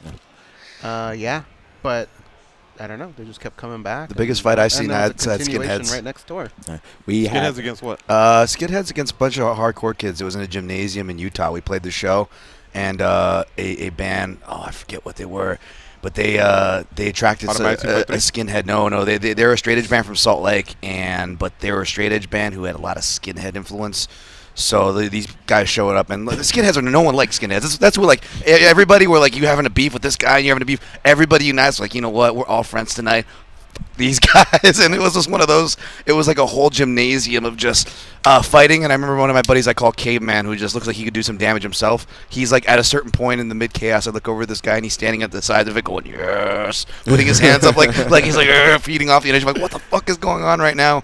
It was crazy. It was crazy. I was trying to protect our merch table because we had money, a cash box, and a merch table, and some girls. I'm like, so y'all get behind this table right here because I'm protecting this right here, the money. Yeah, we always had blacks and Hispanics. That's what the big beef was. San Bernardino? Yeah. Wow. So, I think like one of the only times it was peace, and that was like football season. And then after that, you guys, because they were on the same team. Yeah. Wow. Oh, that's so you funny. could be teammates, but then once the season was over, the gang stuff overruled that. Pretty much everybody went their separate way. Like, so we got football season. All the races are together playing, but as soon as that season's over, when it goes to like basketball, black kids are playing basketball, Mexican kids are playing soccer. The 5 or 6 black kids are wrestling like me. So, it was. And we didn't really have that many white kids. We had like Chess Club. Our water polo team, swim team. We had one black dude on the field hockey. Was there Asian gang influence? That always surprises me in California. I don't even remember seeing Asians till I moved to Orange You guys County. didn't have a badminton team? Dude, No. you know that the badminton kids, they get a Letterman jacket? It's the dumbest thing ever. Really? Yeah. Where'd you get that, badminton? I mean, there's golf and. Yeah, we had golf, but we had like, I want to say we had like a couple kids that were really good golf, but they were like, they were all white kids. Really, we didn't have. I think we had like, probably had 25, 30 Asian kids. Blinks. That's funny. I hear San Diego, which surprises me. I hear San Diego has like a lot of Asian gangs. Like, for example, my buddy Che, he's bartending down there. I went to go see him, and I was getting like hassled from his door at the bar he works at. I'm like, why am I getting hassled? Like, I've never gotten hassled for my ID for one. I'm like, wearing like I'm not like a troublemaking looking kind of dude, right? I don't even think I was wearing glasses at the time, but still, my tattoos weren't showing or anything like that. Long sleeve shirt. What were they giving you shit about? And apparently they said there's a bunch of Asian gang problems around. It was right by the sports park where they had like lamplight district, or not lamplight, but gaslight. Yeah, gas lamp. And they're like, yeah, the Asians come here, and I thought he was making a joke, and I'm like, oh, you're serious? And I didn't mean that to be rude again for listeners that aren't here. I'm half Asian myself, so I'm not trying to make fun there. But I was like, what? You're serious? Since when do we have gangs? Like, I'm so naive, but I was like, oh wow. Back to what Goz was saying. There's a lot of fighting. Wow. In Garden Grove, Westminster, in California. Same thing. We'd watch the news, and there would be. I guess they had the big thing for them is coffee houses and pool bars, pool halls. Sorry, and every time when I turned on the news, something was going down. Not every time, but every weekend, just like any other race. Just we all have our good problems. and bad for everywhere. Give me a good San Bernardino street fight story from your football days or something. You got one? I didn't play football. Wrestling? I wrestled. Yeah. Let me see a good story. Because the one in Placentia with the one punch to the chest is a good story, but it didn't qualify for a street fight. I didn't get in trouble in growing up. Like I wrestled, did what I had to do, and I went. Yeah, my dad's 6'7", 250. He's a monster. So I'm going home when it's time to go home. I don't want to deal with nobody else. So I don't think I got into. I'm positive I didn't get into a fight until after I graduated high school. Wow. Right, like, and I don't think I've ever gotten into a fight in San Bernardino. Okay. I've had some issues where. Actually, one of the reasons why I moved to Orange County, I had a roommate at a time, and growing up, he was a good kid. Like, still one of the smartest kids I've ever seen. Like, he would go and do his calculus tests and, like, pins. Like, get it done, come home. And he got mixed up with the wrong people, started drinking, started doing drugs. And one night, I came home early from work. And where were you working? I was doing security at Beaver Medical in Highland. Okay. So I got off. I would normally get off at like 12. I got off this day at like 10. The gynecologist office or what? They did everything. They did everything there. So I come home, and I had called him like, yo, like I don't have my key. If you can leave the door open for me. Didn't answer. So my back door or my window, like the gas meters. You can stand on the gas meters to go through the window. So. Got home, I seen all the lights on, so I'm like, oh, he must be here. So I knocked on the door, nobody answers, so I forget it. Go around back, And my bed at the time, I just had 2 twin beds put together so I can have a lot of space. And on the left corner, it was broken. So if you jumped on the bed, it would collapse. So stand on the gas meter, open the window. The window's already open, so I'm like, what the hell's going on? Open the blinds. It's dark, but I see somebody running towards me. Jumps on the bed collapsed. So I grab him, I pull him out, and I go to hit him, pulls out a gun. I just run back around to the front, and by the time I got in the house, he was gone. Next day, I moved to Orange County. That was the day Michael Jackson died. But wait, that was the roommate? No, he set it up. It was one of his boys. He set it up. So the reason I knew he set up for the guy to kill you?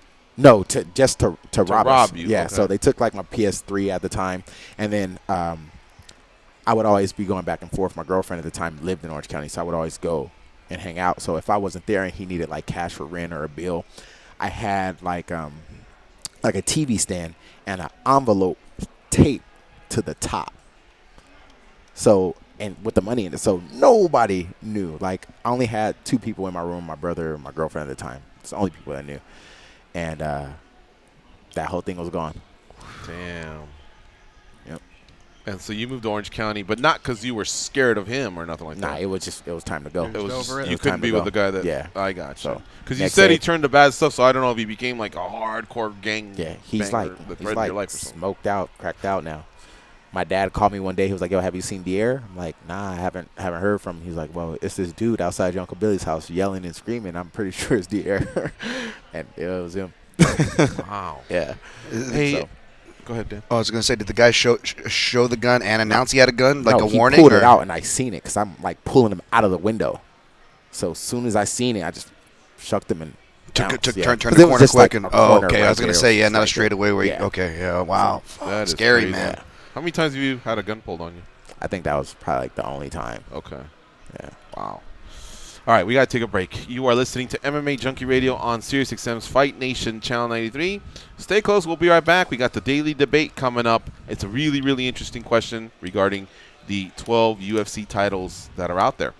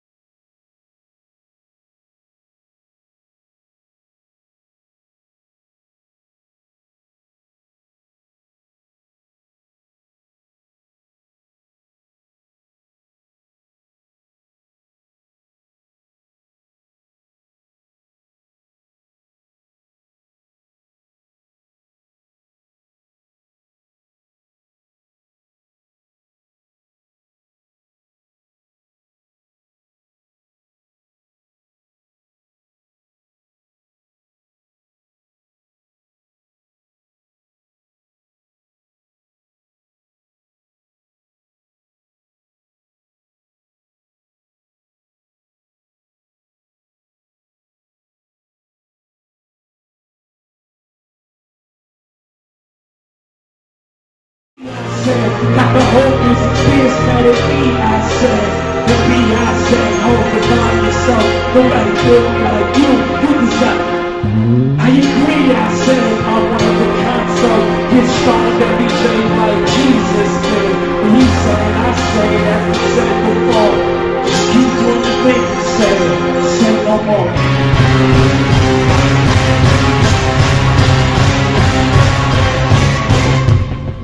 Injuries forced them to retire undefeated from MMA with a record of 0-0-0. They are Gorgeous George and Goes. And this is MMA Junkie Radio.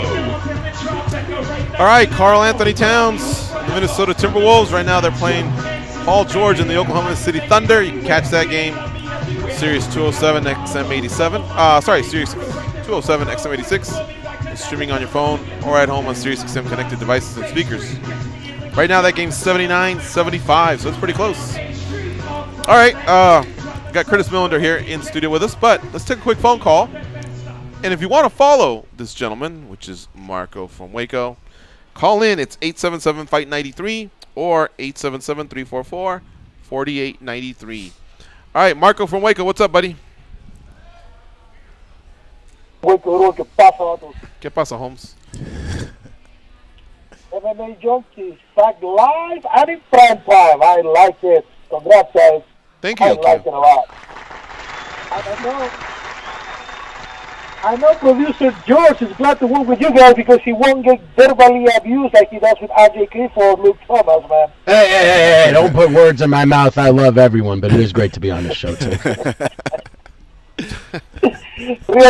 real quick, my thoughts on Kobe Covington, man. I mean, whatever you think about his antics or whatever, the new Kobe Covington that has been on the rampage the last 36 hours is somebody they actually want, because that emotionally charged guy has been promoting the shit out of his case and the shit out of the fight. And whether you like it or not, he might be the right-wing version of the Diaz brothers. I don't like his politics, but I like his new angle. And he's making a lot of noise, and fuck, I like it, man. That is the money they have to make. And if they don't, man, it will be a shame. I'm not going to wear a MAGA hat, but I'm on the Kobe Covington turn right now. Peace out, guys. Okay. I was talking to Goes about this earlier. That's a quote from a movie. If you guys get it, I swear to God, I'll hand you $20 earlier. Talking about them two, right? Yeah. What was the quote? Earlier. Did you notice how my voice got real deep when I said that one word? Earlier. What are you gonna give them if they get it right? $20. $20. That's all I got, man. I'm not that rich. And you have to Should've do heard it what I'm right, trying to right get now. Curtis to do for money. Right now it's 18:39 with 15 seconds. You guys got till 30 seconds. You got 15 seconds. See, this is tough. I want to say it's not enough of a credit or not enough of a hint, but at the same time, counter that. George usually only picks from a certain select movie, so if I can't get this, it's pie in my face. What do you got? Anything, Curtis? I just try to buy you some time there. I'm just trying to think of a deep voice. It has to be like either Morgan Freeman or like Clint Eastwood or something. See, the deep voice thing made me think of what's his name? Was it not J.J. Abrams, but the guy who plays Spider-Man Parker. Oh yeah. Yeah, I don't know what his name is, but I know who that is. Yeah, that's what he sounded like there. Basically, I don't think you guys are gonna get it. If they were close, I'd say egg them on a little. But it's Debo from Friday. One of the wow. Craig's sister comes out and says, "Debo, have you seen my sister?" And he goes, earlier. Yeah, okay. That was good. Wow. All right, that was a good one. So, what was I? Why did I even go down that fucking rabbit hole? Yeah, Marco. Is he still on hold? Oh, I was talking to Goes. No. He's gone. He's gone, and there was nothing we could do about it. Again? All right. I was talking to Goes earlier, and what happened was I told him, "What if Colby and Dana have already talked this out? Hey, man, listen, Usman's getting the shot. Come on, Dana, that's bullshit, blah, blah, blah. Man, what am I supposed to do now? I'm going to look like a chump. Hey, man, just go out there and do a round of radio, save phase, and come at me, I don't know, man. I wouldn't put it past them. Are you sure? But I'm really fucking pissed. I'm going to really lay into that. Give it to me as good as you can. And so he goes out there and does a series of interviews and just buries the guy. And we're all sitting going, I wonder if he's going to get cut. I wonder what's going to happen. And in reality, they're having the last goof. It's like the... And I don't go down that road usually of conspiracy, I'm really thinking like Colby could be out of a job. But come on, we're 24 hours in. I don't know. Yeah, because I feel like it can probably be like a heel trying to become a face again. Like a Stone Cold Vince McMahon thing. Yeah. Thoughts? They Am I always crazy? seem Is to that the be- craziest thing you ever heard? No, it's They not. always seem to be one step ahead of us with whatever, so it wouldn't shock me. Well, man, if that was the plan, I think at some point you call Kobe and Do you go, remember take what? it easy. Yeah, I'm like, Do you remember when don't- Yair turned down a fight and he said fake news, and then Dana cut him the next day and he wrote real news, and he really cut him. Yeah, This is way beyond that, and he hasn't gotten cut. that's true. That's true. You know what I mean? And so That was pretty good, though. I don't know. I don't know. I think That's it's a stretch, but you never know, dude, with the way these people do things. Right. Because there really is what is the explanation? Right. What could you possibly say? All right. So the reason I'm going to do what I'm going to do, the following, is because it's going to tie into our daily debate question. So first, out of nowhere, I'm going to tell you guys, remind you guys who the UFC champions are. We have 8 weight classes for the men, 4 for the women. So we have 12 titles, but really only 11 champions. We had 10 until Daniel Cormier gave his up, but then Amanda became a champ. So here we go. The heavyweight champion in the UFC is Daniel Cormier. The light heavyweight champion is John Jones. The middleweight champion is Robert Whittaker. The welterweight champion is Tyron Woodley. The lightweight champion is Habib Nurmagomedov. Featherweight champion is Max Holloway. Bantamweight champion is TJ Dillashaw. The flyweight champion is Henry Cejudo. The featherweight and bantamweight champion for the women is Amanda Nunes. The flyweight champion is Valentina Shevchenko. And the strawweight champion is Rose Namajunas. Rose Namajunas is going to fight in May against Jessica Andrade. Valentina has no opponent, but we think Jessica I seems to make the most sense. But there's no fight booking as of now. Although she told us she'd be ready to go as soon as March. March is filling up, so it probably won't be March. Amanda Nunes just won. She's not talking about anything. But I would say Ketlin Vera is probably her #1 foe at Bantam. And I guess running it back with Chris Cyborg would be her best option at featherweight. Cejudo and Dillashaw fight each other. Holloway just fought, and I don't think anyone's on the radar yet. Although if you listen to Ali Abdelaziz, who's usually right, Frankie Edgar's a player out there. Renato Moicano's a player. Volkanovski, I don't know. Habib and Conor may get rematched. If not, Tony's waiting in the wings. Woodley's fighting Usman. Whittaker's fighting Gastelum. Jones is fighting Smith. And Cormier more than likely will be fighting Lesnar. All right. So there is some info for you guys so you can give me a good answer here, all right? This is what I need out of you guys. This includes you, Curtis Chillender. Out of the 12 UFC titles, how many do you think remain with their current holder throughout 2019? 0 to 3, 4 to 6, 7 to 9, or 10 to 12? Now remember, there are fights already booked and there are fights likely to happen. So who goes? It seemed like you did a little bit of your homework. You want to go first? This is how many of them keep their title, right? Of the 12 UFC titles, how many do you think remain with their current holder throughout 2019? I'm going to say 7 to 9. And this is my reasoning, okay? We're in a new era now where fighters are making more money. And if they're making more money, it means they're going to fight less. So if you would ask me this question maybe 2-3 years ago, I would have given you a higher turnaround. But champions just aren't fighting as often. So I'm going to say a lot of them will. So what was that number? 7 to 9. 7 and 9 are going to stay with the current champion. I believe so, yeah. I think it's a decent number. Okay, how about you, Dan? You know, I like this question. Part of the reason because you thought of it. Yeah, I did because it was part of my bold prediction for 2019, guys. I think that with the increase of super fights, the increase of, making fights happen, the increase of schedule, all these things, I think it's going to factor to a lot of title turnover. So my bold prediction, I don't know how bold it is because, I'm sure we'll reveal the results here to see how bold it is. But I actually went from 0 to 3. I believe the 3 frontrunners, if you had asked me for fighters to keep their title, I would argue would be John Jones, Valentina Shevchenko, and Tyron Woodley. But I also will say that even though I'm voting 0 to 3, I have a feeling one of those big 3 names will actually lose their title. I feel like there's going to be a ton. I feel like there's going to be a ton of shakeup that is really hard to foresee because of the super fights. It's going to make matches we didn't quite see coming, and someone's got to lose their title when you have a super fight alone. So that'll only increase that percentage. I'm going 0 to 3, guys. How about you, Curtis? I'm going to go 0 to 3 too. I feel like Jones. I don't know if I would take Willie. I think more like Dillashaw and Valentina. Those three, they're not losing no time soon. What about injuries? And guys? everyone else is losing. I can see everybody else losing. Injuries won't factor into this. It does because the 0 to 3, because we're also seeing fighters if they're not ready to fit to fight, we're seeing them lose their title and bargaining chip as well. So that kind of fits under the.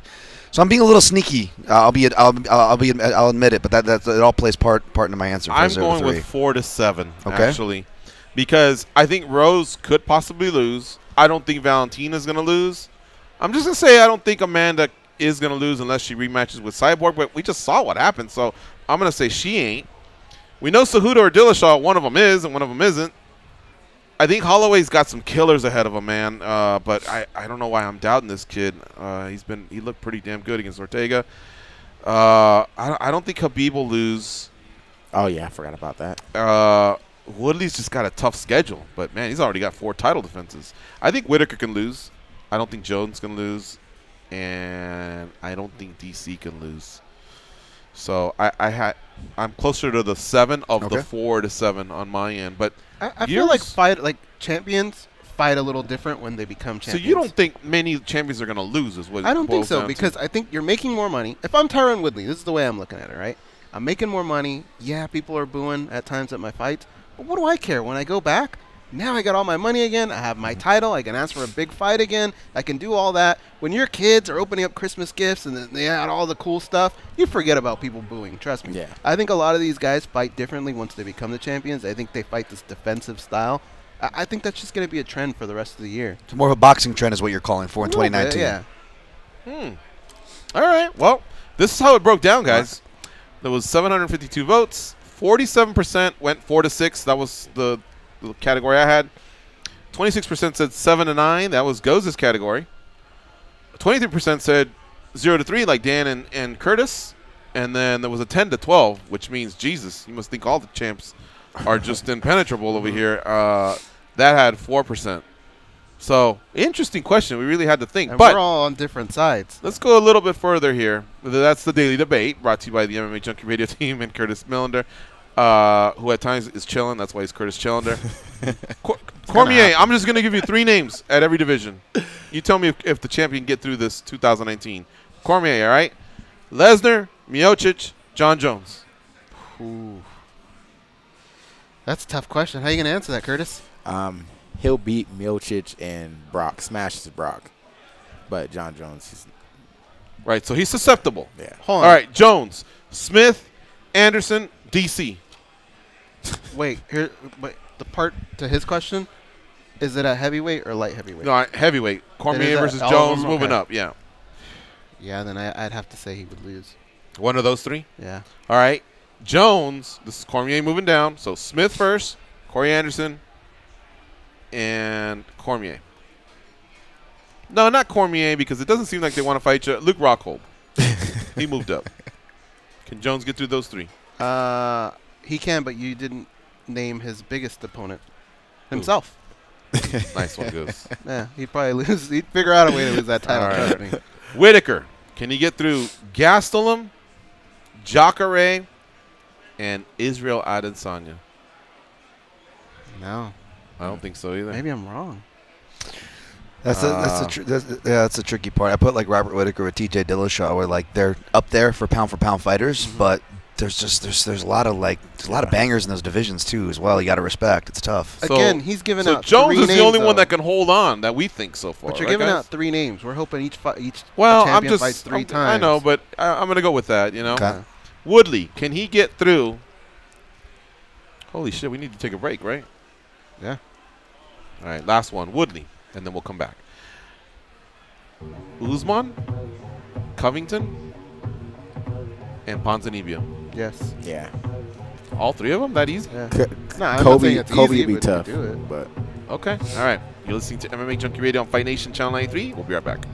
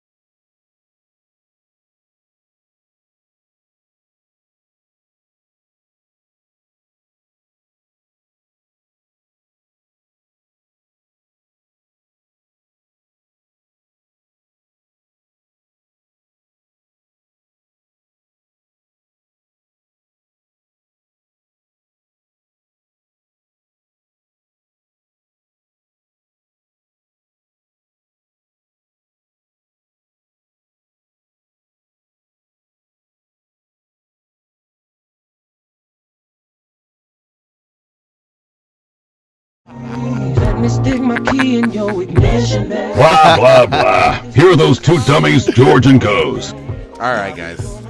Let's finish up with this. I have to go a little rapid fire here, but I'm just curious. That daily debate question really had me thinking.